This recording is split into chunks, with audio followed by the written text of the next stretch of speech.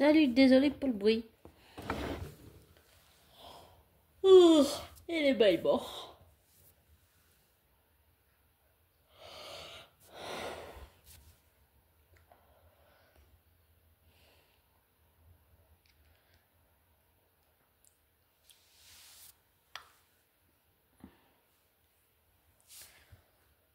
Je fais 2 minutes. Aïe. Je me suis tapé la main contre la table du salon. Oh.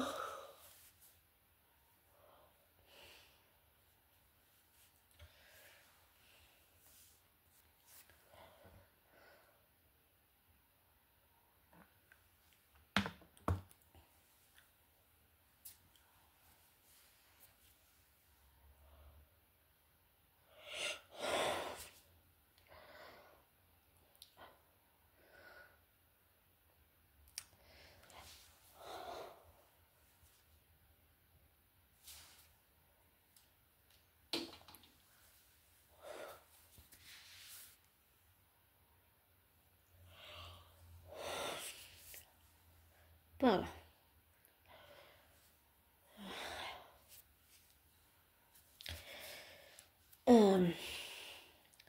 Je viens d'apprendre plusieurs informations en même temps. Ça fait un peu beaucoup. Et désolé pour mes bâillements.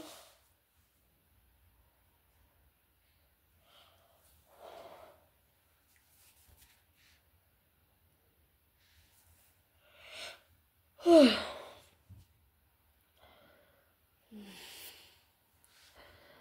Comment dire? Je profite de faire l'audio, le petit bouchou est en train de dormir. Comment dire?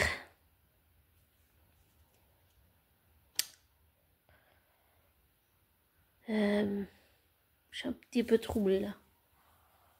À cause de mes bâillements. Je suis obligée de bâiller, sinon après, j'ai les oreilles qui se bouchent, j'ai un problème d'altitude, c'est pour ça. Donc désolé.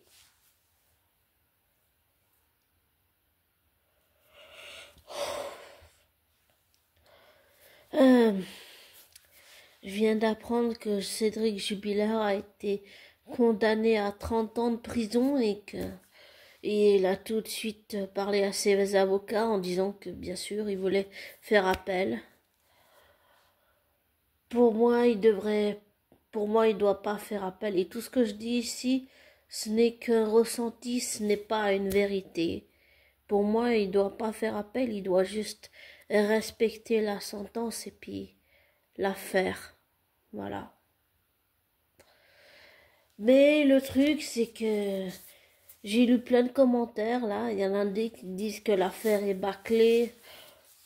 D'autres qui disent qu'il ne sait pas où est le corps. Mais le truc, c'est que tout ça est contradictoire parce que il y a des affaires, il y a ce que, pour avoir beaucoup de regardé comment ça s'appelle, de documentaires sur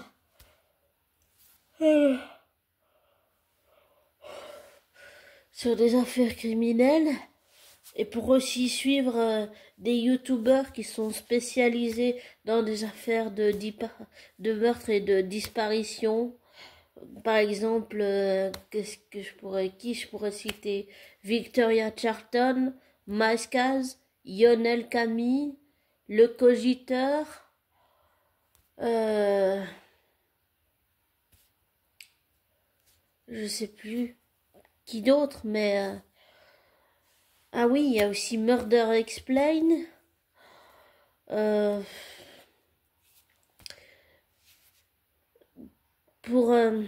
y a aussi Parole et Plume, je crois, qui fait aussi des vidéos YouTube. Désolée. Pardon, j'ai raté. Pour suivre tous ces youtubeurs qui sont spécialisés dans ce genre d'affaires, c'est vrai que c'est intéressant, mais j'ai aussi beaucoup regardé de documentaires comme Faites entrer l'accusé, je regarde ça depuis des années. Chronique criminelle, je regarde ça depuis des années. Je regarde aussi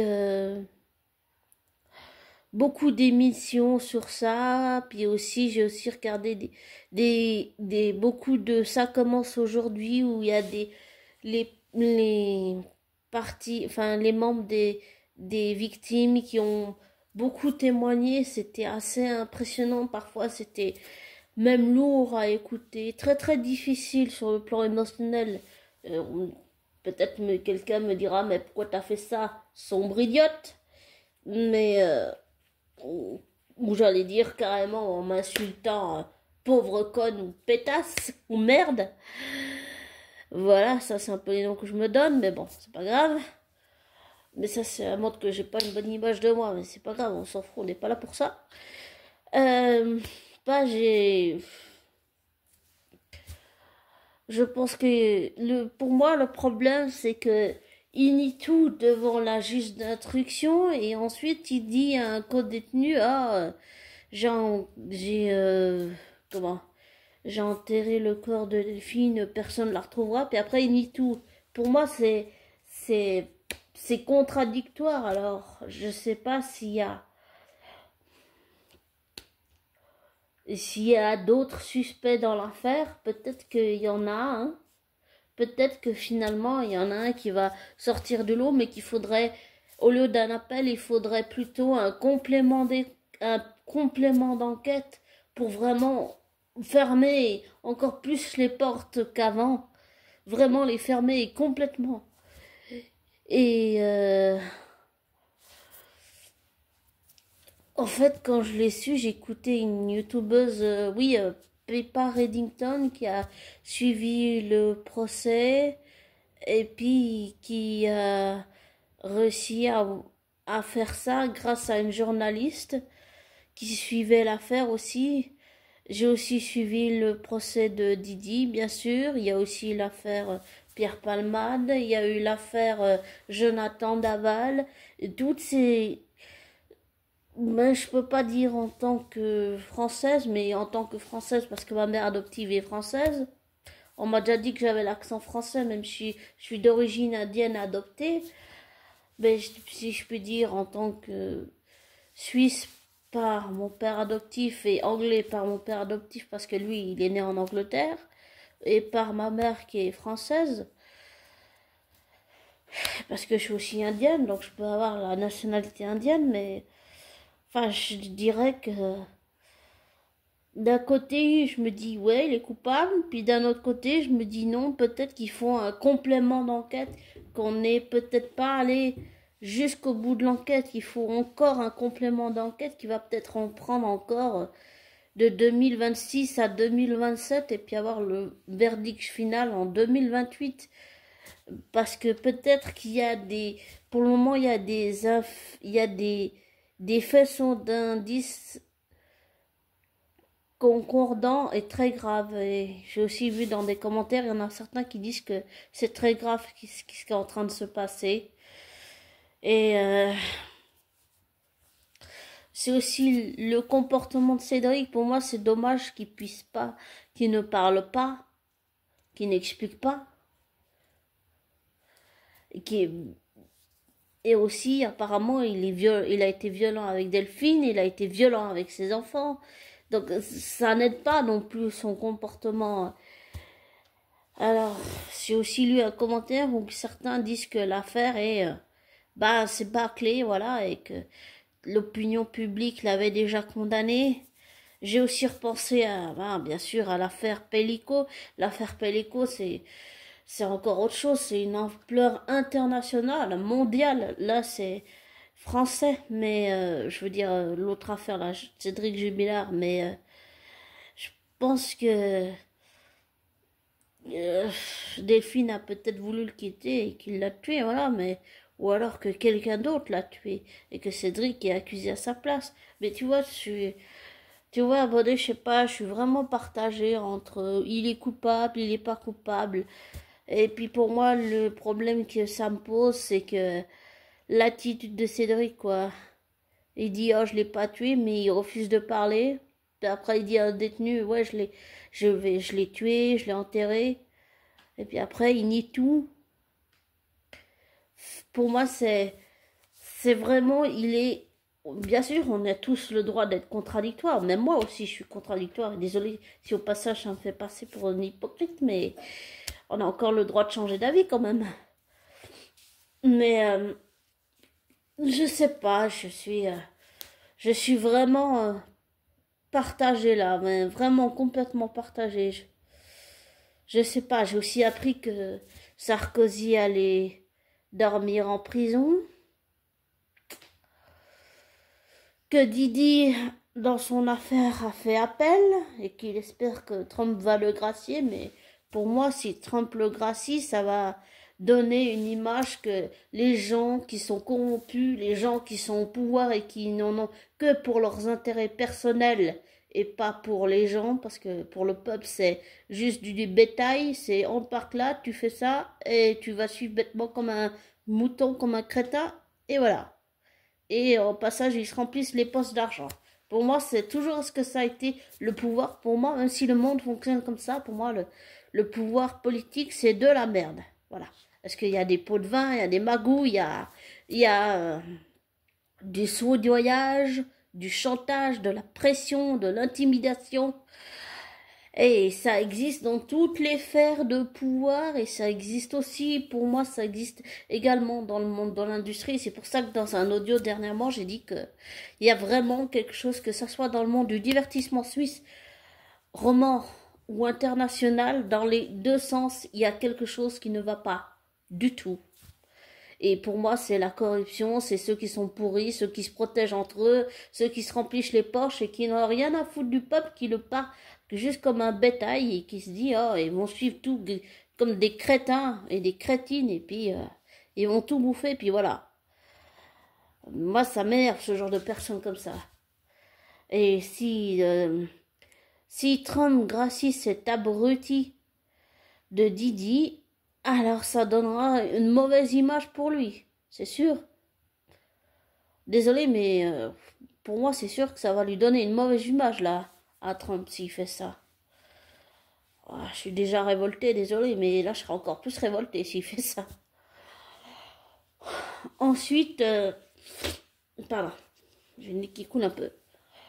Ensuite, je trouve, pour en revenir à Cédric, oui, pour moi, tout ça, c'est vraiment contradictoire. Va falloir attendre l'année prochaine, mais je pense surtout à ses amis, à sa famille, et à ses collègues de travail aussi, à Delphine, tout l'entourage de Delphine, et puis aussi surtout aux enfants. C'est 5 ans qu'ils réclament le corps de leur mère, 5 ans que Cédric ne dit rien, 5 ans que je suis l'affaire, grâce à Pippa Reddington. Et la souffrance, elle est tellement émotionnellement, et le psychisme, ça souffre tellement, c'est tellement lourd, c'est tellement, désolé, mais ça me touche, même si je connais pas sa famille et ses amis, même si je vis en Suisse romande, ça, pour moi, ça me touche, oui, de savoir que les proches de Delphine souffrent, et surtout les enfants, quoi. Ces petits bouts, ils ont rien demandé. C'est tellement horrible. Bon, il y a bien plus horrible comme les guerres dans le monde. Les enfants qui n'ont pas de toit, qui n'ont pas de maison, qui ont la guerre dans leur pays. Oui, ça c'est aussi horrible. Mais les meurtres, ça les excuse pas. Ça aussi c'est horrible, les meurtres. Les disparitions, tout ça c'est horrible. Et je pense à sa famille et surtout à ses enfants. Ils ont rien demandé. Et Cédric dit que son fils se trompe, mais je pense pas qu'un enfant puisse inventer des choses. Et quand on se souvient pas, c'est souvent parce que il faut peut-être du temps. Enfin, selon mon expérience, après je parle que pour moi, mais plus tu grandis avec le temps, plus les souvenirs deviennent précis. Enfin, pour moi, c'est mon avis. Après, je peux peut-être me tromper. Mais c'est tellement de souffrance, c'est tellement aussi un combat acharné. C'est très lourd, tout ça, je sais pas, oui, c'est lourd, mais c'est,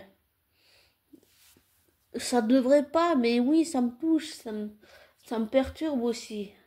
Je pense aussi à l'affaire, bon, c'est pas la même chose, mais je pense à Nordal Lelandais qui a tué Maëlys et qui a tué Arthur Lenoyer. Et Dieu sait s'il a pas tué d'autres personnes et qu'il y a encore des crimes pas résolus parce que Nordal Lelandais n'a pas avoué.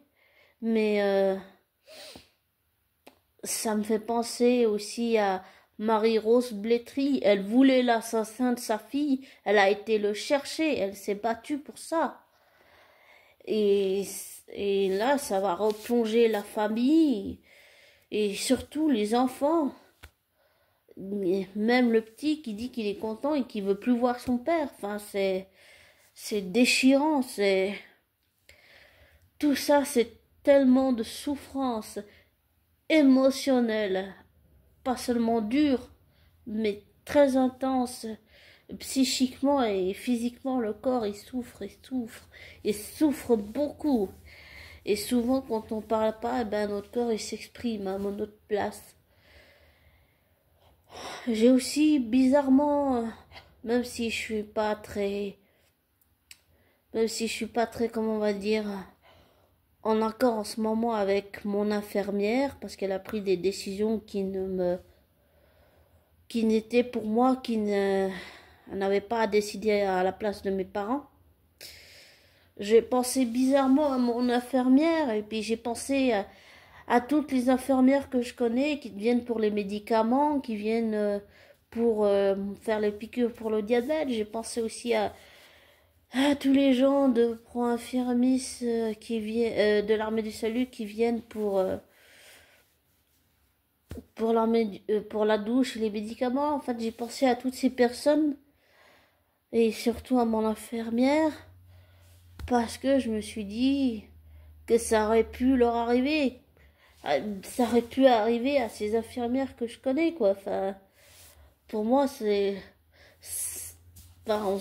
on arrive à se mettre à la place de l'autre et je me dis que oui, ça aurait pu arriver à une des infirmières que je connais. Et ça me terrifie. C'est quelque chose qui me terrifie. Ça fait peur aussi. Mais le problème, c'est que les avocats de Cédric disent que le dossier est vide et les parties civiles disent qu'il faut arrêter de dire que le dossier n'est pas vide. Toute cette affaire est contradictoire, mais pour revenir aux infirmières qui viennent, ça m'a fait penser à elle parce que je me dis que ça aurait pu être qu'elle, quoi, que je peux les perdre. Et ça rappelle à quel point la vie est précieuse et qu'elle est fragile et qu'elle ne tient qu'à un fil. Et que même si on n'est pas toujours d'accord avec, et là je parle pas de notre entourage, on va dire les parents ou les cousins, les amis ou la famille ou les meilleurs amis, moi je parle juste de l'entourage, on va dire médical par exemple. Delphine Jubilard était infirmière et ça m'a fait penser à à ma infirmière référente. Désolée, ça m'a fait penser à mon infirmière. Je me dis que ça aurait pu être elle, quoi. Que j'aurais pu la perdre. Même si on n'est pas toujours en accord, c'est quelqu'un que j'apprécie. C'est quelqu'un que j'apprécie énormément. Même si on n'est pas toujours d'accord, mais c'est le fait peut-être que Delphine ait été infirmière. Mais ça m'a fait un choc quand je l'ai su. Je sais pas, ça m'a... Dans la vidéo que j'ai fait tout à l'heure, j'ai dit que ça m'a fait un choc, c'est vrai. En fait, j'ai senti un frisson qui m'a parcouru partout. Je revenais des courses et puis j'écoutais Peppa Reddington et puis ça m'a fait, oh, le corps c'est comme si j'avais lâché, je sais pas quoi, mais j'ai ressenti un frisson et deux fois suite, j'ai ressenti un frisson dans toute la colonne vertébrale et les épaules aussi. C'était C'était intense de ressentir ça. Ça m'a presque fait froid dans le dos. Et désolé si je parle de mon infirmière référente, mais c'est juste que ça m'a fait penser à elle. Et aussi aux autres infirmières que je connais, qui viennent remplacer mon infirmière référente quand elle n'est pas là. Ça m'a fait penser à elle, oui. Je sais pas, j'insiste un peu, mais ça, je me dis que j'aurais pu être à la place des amis et de la famille de Delphine. Et même si je suis pas toujours d'accord avec mon infirmière référente, 2 minutes, je bois juste, c'est du coca. Je me dis que j'aurais pu la perdre aussi. Et puis, c'est vrai que ça m'a fait un choc tout à l'heure quand je l'ai su. Mais je me dis que j'aimerais, j'ai pas envie. Même si j'arrivais à me mettre à la place de la famille ou des amis de Delphine, je n'envie pas leur position. C'est une position extrêmement inconfortable. Et je pense pas, j'arrête pas de penser à mon infirmière référente parce que ça fait écho, parce qu'elle est aussi infirmière comme Delphine l'était. Et, et ben je me dis que j'aurais pu la perdre aussi. Et je suis pas prête à lui dire au revoir. Je n'en ai pas toujours d'accord, comme je le dis depuis le début de cet audio. C'est quelqu'un que j'apprécie énormément, même si des fois elle a tendance à être un peu négative sur les bords. C'est quelqu'un qui fait les choses comme elle peut, même si je suis pas toujours d'accord avec elle. Mais peut-être c'est le fait que Delphine Joubillard était infirmière. Ça aussi, ça m'a frappé. C'est, c'est un mélange de tout ça. Peut-être qu'il faut que, pardon.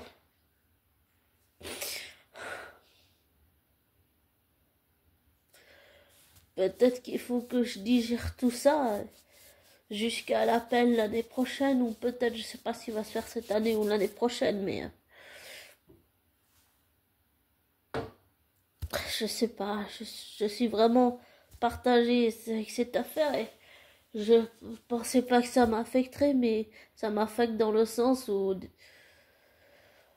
désolée d'être redondante, mais Delphine était infirmière et les infirmières que j'ai, la personne que je connais est infirmière et je sais pas, ça me fait un choc. Pour moi, le seul lien, c'est le fait que Delphine était infirmière et que la personne que je connais est infirmière et ma référente infirmière. Enfin, ça, je suis peut-être un peu trop chamboulée, mais tout ça fait mal au cœur. Ça fait mal. Ça fait...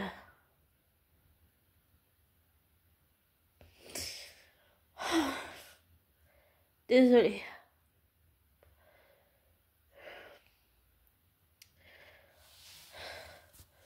Je mettrai les noms et si jamais j'ai pas mis tous les noms des personnes citées, des youtubeurs ou youtubeuses que j'ai cités, je m'en excuse à l'avance. Mais tu peux toujours écouter la vidéo pour chercher, réécouter les noms et des youtubeurs ou youtubeuses et puis tu feras tes recherches. Parce que comme je te dis toujours, malgré tout, ne te laisse pas influencer par moi. Ne te laisse pas influencer par moi. Désolée, je répète, mais je suis un petit peu émue là. Ne te laisse pas influencer par moi. Ne prends pas pour argent comptant ce que je te dis. Fais tes recherches, tes vérifications et tire-en tes propres conclusions et Je te souhaite le meilleur. Prends soin de toi, abonné. Bisous.